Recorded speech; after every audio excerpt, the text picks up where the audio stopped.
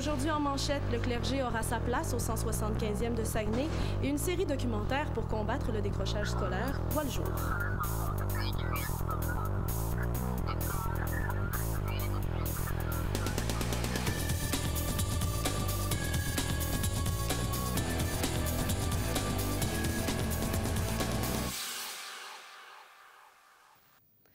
Bonjour mesdames et messieurs et bienvenue à ce web journal du 11 février 2013.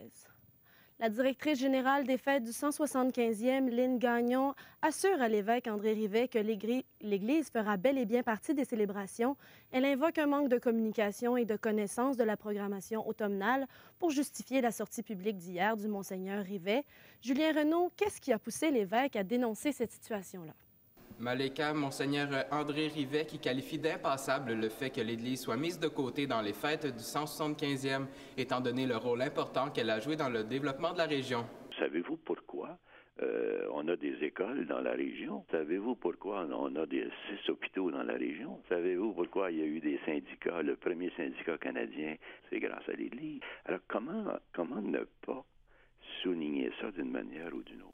L'évêque a été réellement choqué lorsqu'il a constaté l'absence d'événements reliés à l'Église en feuilletant la programmation des fêtes du 175e. Je voulais qu'on se réveille, là. Hein? C'est incroyable. Je voulais un peu réveiller les troupes, là. Je veux juste leur dire qu'ils tiennent compte de l'Église.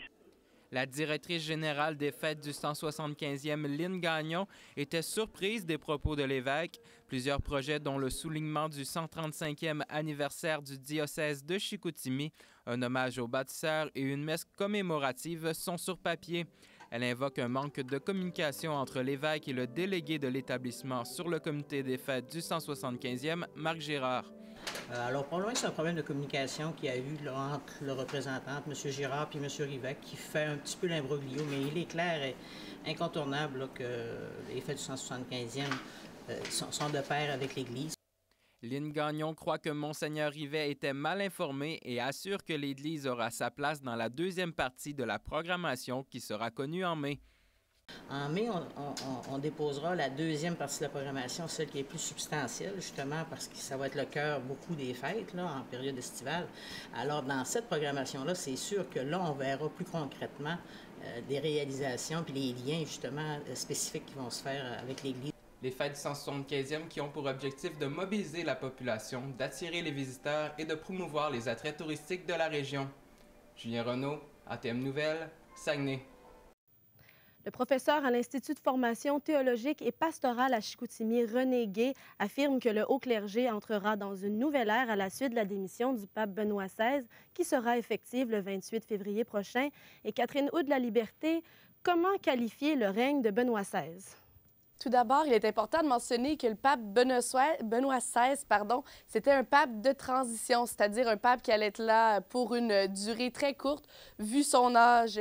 Et ensuite, il a succédé au très charismatique Jean-Paul II. Donc, c'était assez difficile d'arriver à la hauteur de Jean-Paul II, qui était là depuis 1978 aussi. Il est arrivé en plus dans une période de crise religieuse. Donc, il avait la marche très haute, comme le dit le professeur René Gay. C'est un grand théologien, un homme extrêmement formé, un grand intellectuel, moins de qualité de pasteur comme tel. Et la nouvelle fait beaucoup jaser depuis ce matin. Comment les gens ont réagi à cette nouvelle en région? La plupart des gens sont très surpris de la nouvelle. En effet, les gens en général ne savaient même pas qu'un pape pouvait démissionner de ses fonctions.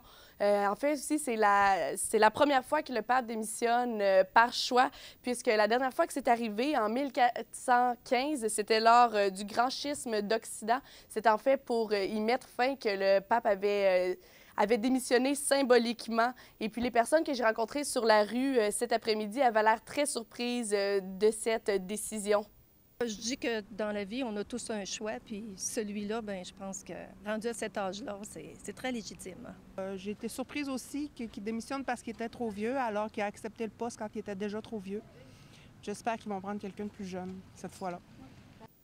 Et plusieurs croient que le cardinal Marc Ouellet de Québec pourrait succéder au trône de Rome. Qu'est-ce qui les incite à croire cela? Effectivement, le cardinal Ouellet est reconnu pour ses grandes connaissances et sa grande connaissance aussi de plusieurs langues. Donc, on peut entendre le professeur de théologie retraité, M. Florent Villeneuve, au sujet du cardinal. Il y a 120 cardinaux qui vont être au conclave, qui vont élire le nouveau pape. Et lui, bien, il est là. Et c'est possible qu'il soit choisi. Et dans certains milieux, on dit même qu'il est papabilé. Papabilé, ça veut dire qu'il est papable. Hein? Il peut devenir pape. Merci beaucoup, Catherine. Je vous en prie. Le gouvernement fédéral a refusé au projet récréo-touristique d'Alma Mistook-sur-le-Lac la dernière subvention dont il avait besoin pour ouvrir ses portes. Le projet s'éteint après 3 ans d'attente et d'investissement. Caroline Lachance, la mère de David Fortin, disparu il y a 4 ans jour pour jour, conserve l'espoir qu'il reviendra à la maison. On se souvient qu'il a été porté disparu après avoir quitté la maison pour l'école Camille Lavoie à Alma. On sait qu'il n'est jamais monté dans l'autobus qui devait l'y amener. La série documentaire intitulée Les Accrocheurs a été présentée ce matin par HM2 Productions à l'occasion des Journées de la persévérance scolaire qui débutent aujourd'hui. Francis Trudeau, la série traite de parcours de jeunes raccrocheurs et elle a été tournée dans une école de Chicoutimi.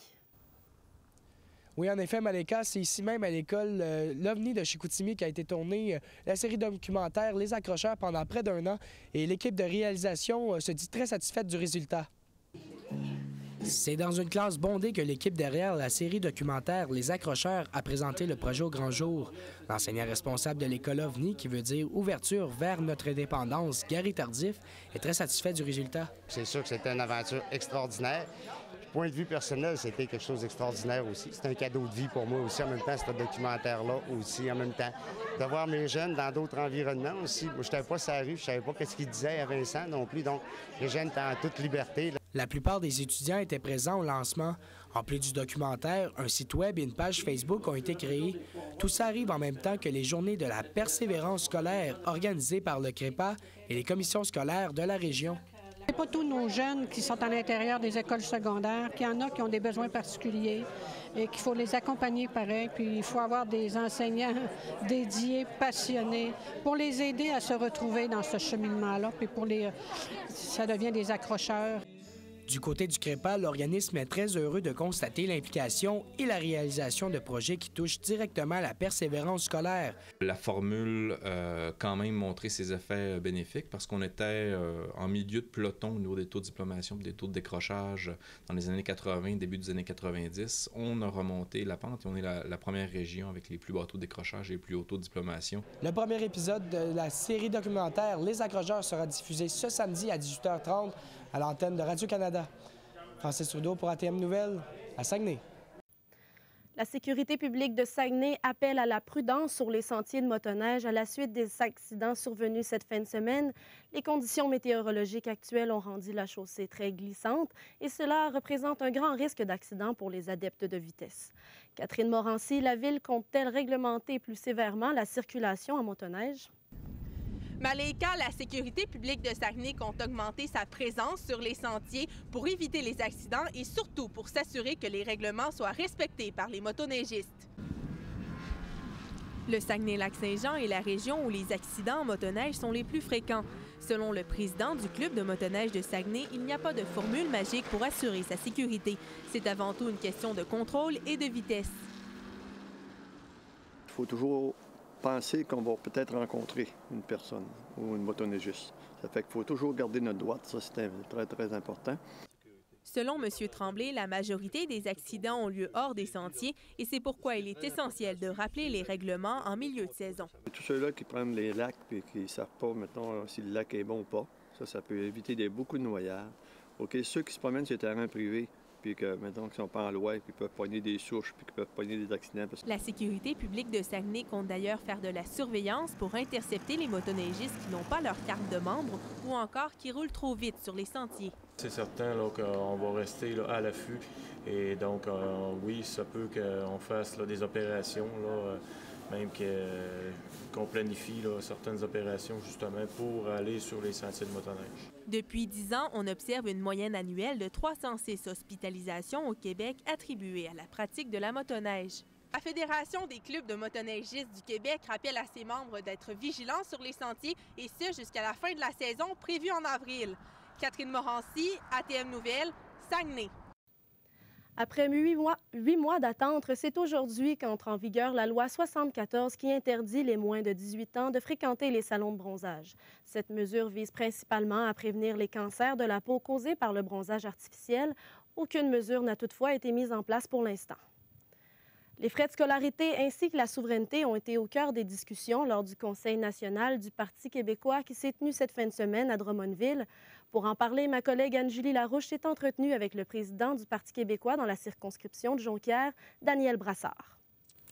Alors, M. Brassard, bonjour. Bonjour. Le Conseil national du Parti québécois s'est déroulé la fin de semaine dernière et Mme Pauline Marois a précisé qu'un des gros points chauds, c'est l'indexation des frais de scolarité. Mais quelles seraient les autres options envisageables? Oui, bien, en réalité, le dossier chaud, c'est le sommet de l'enseignement supérieur, incluant, comme vous le dites, les frais de scolarité, l'indexation, le gel ou autre chose, qui permettra, au bout du compte, ce qui est important, puisque j'ai retenu de la résolution d'hier là-dessus, c'est de faire en sorte qu'on diminue l'endettement des étudiants. Par quelle façon, par quelle formule? En posant la question, on risque de, puis en l'étudiant, on risque de trouver des idées et des solutions. Puis, bon, tout le monde peut y aller de son hypothèse, augmenter les frais de scolarité, indexer, s'occuper des frais afférents, peut-être aussi voir des allocations logement pour les élèves, les étudiants qui sont dans les régions éloignées de là où leur programme universitaire se donne. Il me semble qu'en mettant ça sur la table, tout est ouvert pour dire comment on ferait pour réduire l'endettement des étudiants. Et dans un récent sondage publié dans le journal Le Devoir, 68 des Québécois seraient favorables à l'indexation. Et en quoi ça serait bien pour les Québécois? Bien, j'ai vu, comme vous, le résultat du sondage. Donc, on peut dire que c'est très majoritaire comme opinion. Ce serait bien parce que ça permettrait de suivre seulement l'évolution du coût de la vie plutôt que d'y aller avec une augmentation de 75 ou 82 comme ça s'annonçait le printemps 2012. Bien, parce que je pense que les gens voient que tout est indexé. À chaque année, le coût de la vie augmente. On peut se dire, moi, c'est mon interprétation à moi. Les gens qui ont répondu sur le sondage peuvent se dire, bien, pourquoi pas aussi les frais scolaires? Pourquoi pas, peut-être. Et on parle beaucoup aussi des frais afférents et les prêts et bourses qui vont être modifiés. Quelles seraient les autres solutions envisageables? Personnellement, là, c'est mon point de vue strictement personnel. Très strictement personnel, c'est pas le parti. Peut-être qu'on pourrait étudier des possibilités d'allocation, comme je le mentionnais tantôt. Moi, je vais les appeler comme ça, des allocations de subsistance. Parce que quelqu'un qui veut faire son droit à Laval ou à Montréal ou sa médecine, il ne peut pas la faire à Chicoutimi s'il reste à Arvida ou s'il reste à Chicoutimi même. Et pour lui, c'est sûr que ça va créer des frais. Qu'un étudiant de Québec peut rester chez ses parents puis aller à l'université faire son droit. Puis là, je parle en connaissance de cause parce que j'ai un fils qui a fait le droit à Laval. Puis s'il avait eu ça à Chicoutimi, ça nous aurait coûté pas mal moins cher. Donc, l'endettement pourrait être réduit par une... En tout cas, mais c'est strictement personnel. Le parti n'est pas engagé dans ça. C'est quelque chose auquel je pense. C'est quelque chose qui pourra peut-être être dit au sommet par les participants. Et concernant la souveraineté, le plan du parti est vraiment... tout le monde le sait, en fait. Mais pourquoi miser particulièrement sur les réseaux sociaux? Bien, j'allais faire une réponse assez classique de nos jours. C'est à la mode, en mot, t'as dit. Puis ça rejoint rapidement toute une masse de gens. Puis autant les jeunes que tous ceux de n'importe quel âge qui sont sur les réseaux sociaux. Puis on sait, ça se multiplie à la progression géométrique. Un l'envoie à deux, puis c'est parti. Mais miser sur les réseaux sociaux, ça ne veut cependant pas dire ne pas faire, par exemple, de capsules vidéo qui vont être présentées à la télévision ou des capsules audio à la radio. C'est certain qu'il y a un accent particulier mis là-dessus parce que ça se propage vite. Est-ce que c'est pour plus rejoindre les jeunes également? Ben, peut-être aussi, oui, pour rejoindre davantage les jeunes, parce qu'on sait que la jeunesse d'aujourd'hui, ben, elle vit avec la technologie d'aujourd'hui. À mon époque, je vivais avec la technologie de mon époque, quand j'étais jeune. Alors, pourquoi pas les informer par ce biais-là? Mais tout ce qui va être fait va être dédié à toute la population. Et les arguments pour la souveraineté seront également revus. Et comment amener ce concept-là aux citoyens différemment? Bien, peut-être, puis non seulement peut-être, mais c'est ce qu'on prévoit faire dans le plan d'action du parti, pas du gouvernement, du Parti québécois. Donc, avec des deniers du parti, pas des deniers d'aucun des contribuables par le biais du gouvernement. Le plan qu'on a, c'est de développer très régulièrement ou même mensuellement des thématiques. Donc, je peux vous donner un exemple. Une des thématiques, c'est les impacts d'un... Qu'est-ce que ça donnerait comme effet, le Québec, pays, nation, sur la vie quotidienne des gens? Un autre thème, c'est quels impacts ça aurait sur l'économie du Québec. Un autre sur les institutions politiques du Québec. Un autre sur le Québec, dans le monde comme nation, pourrait décider de son avenir selon ses intérêts, etc. Et en terminant, pour le plan gouvernemental, rapidement, à quoi peut-on s'attendre?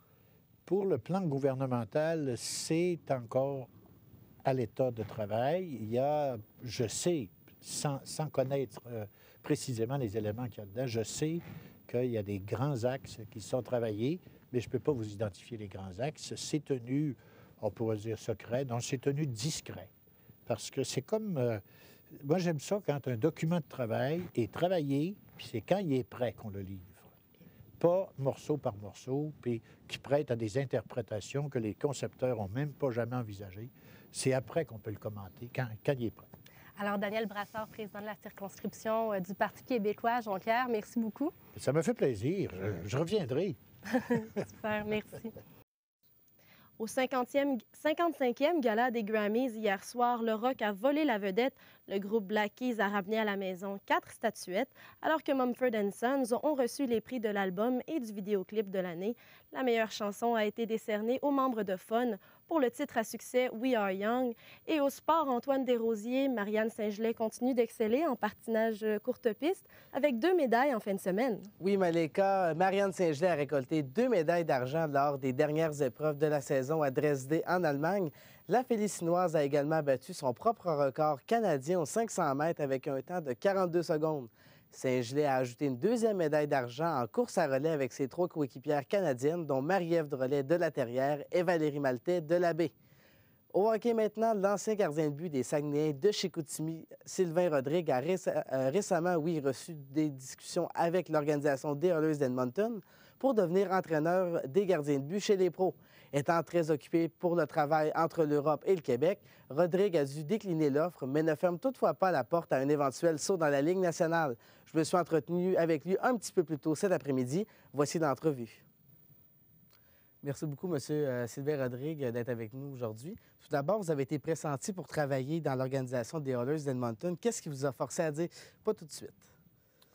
Bien, pressenti, c'est avec Frédéric Chabot, qui est un de mes bons amis, qui est l'entraîneur à temps plein là-bas avec les Oilers. Puis, durant la saison dernière, il m'avait fait savoir qu'il avait besoin d'aide avec lui au niveau des gardiens de but de l'organisation des Oilers. Puis, en juin dernier, j'ai été passer une semaine avec eux. C'était l'évaluation de tous les nouveaux joueurs qui avaient du repêchage. Donc, Neil Yakupov était sur la glace, qui est très impressionnant en passant.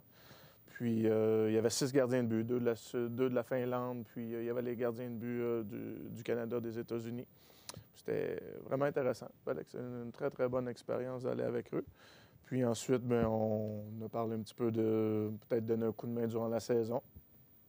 Puis cette année, disons que ma tâche a augmenté un petit peu en Europe. Oui. Donc, c'est pas toujours facile de réussir à faire un horaire qui se tient avec tout ça, puis pas laisser personne de côté.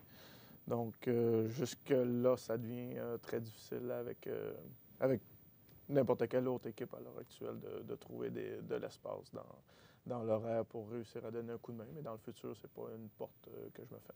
Quel aurait été votre rôle au sein de l'organisation? Est-ce que vous auriez été plus avec les Barons ou vous seriez vraiment resté avec les Oilers? De ce qu'on m'avait parlé, c'était aller donner un coup de main durant le camp d'entraînement. Okay. En septembre avec l'équipe pour faire une bonne évaluation de tout le monde.